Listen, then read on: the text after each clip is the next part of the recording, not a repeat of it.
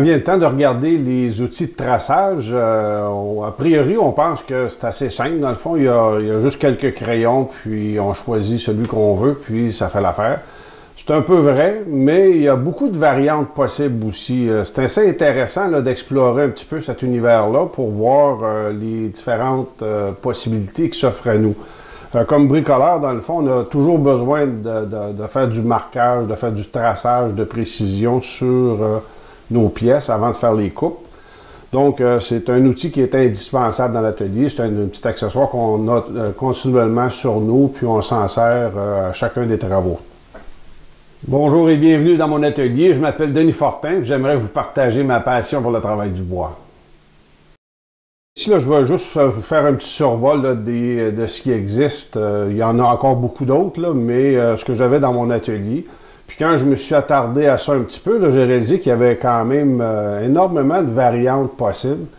J'ai mes préférences, mais il y a toutes sortes de choses là, qui sont quand même assez intéressantes. C'est sûr qu'à priori, on a les crayons à mine standard. On a les crayons de chantier qui sont un peu plus robustes, un peu plus grossiers. Le fameux crayon jaune, le crayon à mine régulier. Puis, j'aime bien à l'occasion aussi utiliser des crayons de couleur sur des bois de couleur, entre autres. Donc, ça, c'est assez intéressant. Lorsqu'on veut travailler sur un bois foncé, travailler avec une mine de crayon, on ne voit pas beaucoup la marque. Mais ici, avec un crayon de couleur, ici, on est en mesure d'avoir une meilleure marque visuelle. Donc ça, c'est quand même assez intéressant. On a toute la famille des porte-mines.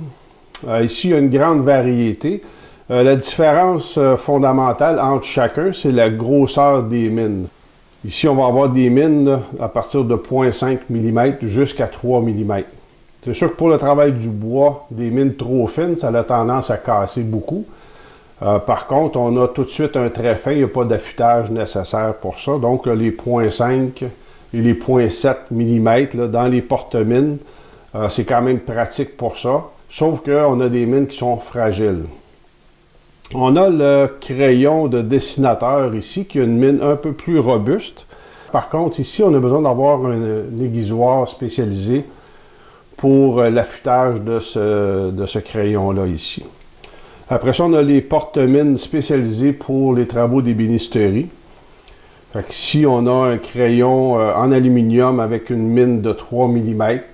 Ça, c'est vraiment le crayon que j'utilise depuis des années.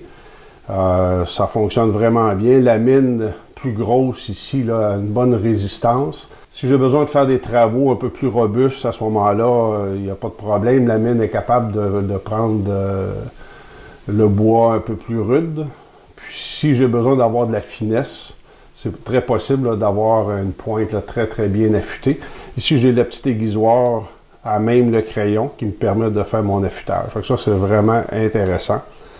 Ici, là, il y a un autre crayon que j'ai découvert récemment qui est vraiment intéressant aussi. On a une mine de bonne dimension de 2,7 mm. Encore une fois, on a l'aiguisoir à même l'étui ici. Donc, c'est facile là, pour faire l'entretien. Puis, lorsqu'on a des travaux un peu plus robustes, à ce moment-là, il n'y a aucun problème. La mine elle a un bon diamètre, puis une bonne résistance. Là, ça fonctionne bien. Un des gros intérêts de ce type de crayon-là ici, c'est la variété des couleurs de mine. Fait qu'on a les noirs, on a des rouges, on a des jaunes. Donc, un peu comme avec le crayon de couleur ici, on est en mesure de marquer facilement sur différentes essences de bois, différentes couleurs. Donc, ce crayon-là ici, là, s'avère être un choix quand même là, qui est drôlement intéressant, très versatile, très robuste. Puis, on est en mesure d'avoir des marques qui sont très, très fines en affûtant comme il faut la pointe à ce moment-là. Donc, c'est un très, très bon choix. On a aussi, pour avoir des références visuelles, les fameux stylos. Un petit feutre ou un stylo à billes. On fait attention avec les encres, parce que l'encre pourrait avoir tendance à tacher le bois. Donc, si on est près des travaux de finition, on va éviter un peu ces crayons-là. Ça risque de pénétrer un peu trop profondément dans le bois, puis marquer le bois, là, ça peut être difficile un peu à enlever ces marques-là.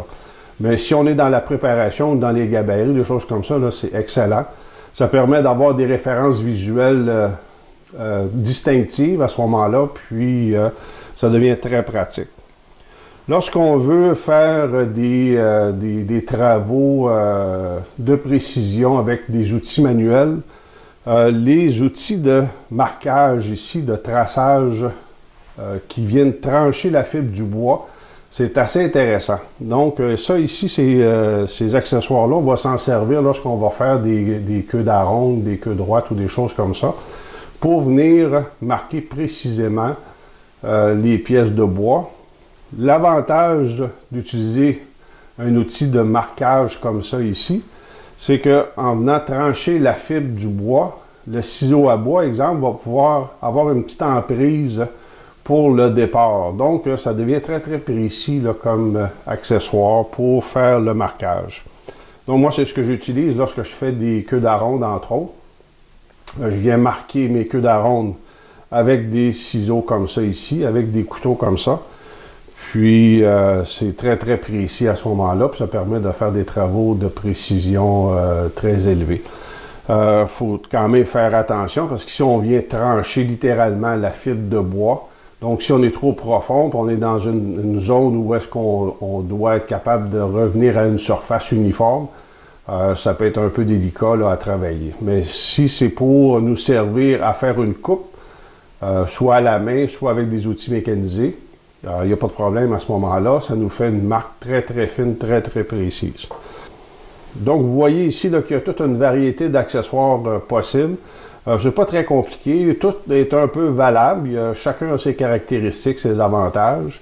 Moi, ce que je vous dis de faire attention, c'est prenez, dans le fond, un accessoire là, qui va être robuste, assez robuste, puis vous allez être capable d'obtenir une pointe là, qui est très, très fine. Dernier petit point. Lorsqu'on va choisir des mines, je ne sais pas si vous connaissez le code de référence pour la dureté des mines. HB, c'est le point neutre. H1, H2, H3, c'est de plus en plus dur. B, B1, B2, B3, c'est de plus en plus tendre. Donc, pour le travail du bois, si on a une mine qui est trop dure, ça ne va pas bien marquer le bois, ça va être pas très visuel. Donc, on va travailler au minimum avec un HB, ou un B, ou un 2B. Fait que dans le fond, là, on va travailler avec des mines un peu plus tendres, où la couleur va sortir un peu plus. Donc, faites un choix qui correspond à vos besoins, puis vous allez avoir un bon résultat à ce moment-là. Donc, ici, on vient de faire un petit survol là, des accessoires de marquage très utiles dans l'atelier. Donc, faites votre choix, puis amusez-vous bien, puis surtout bonne passion.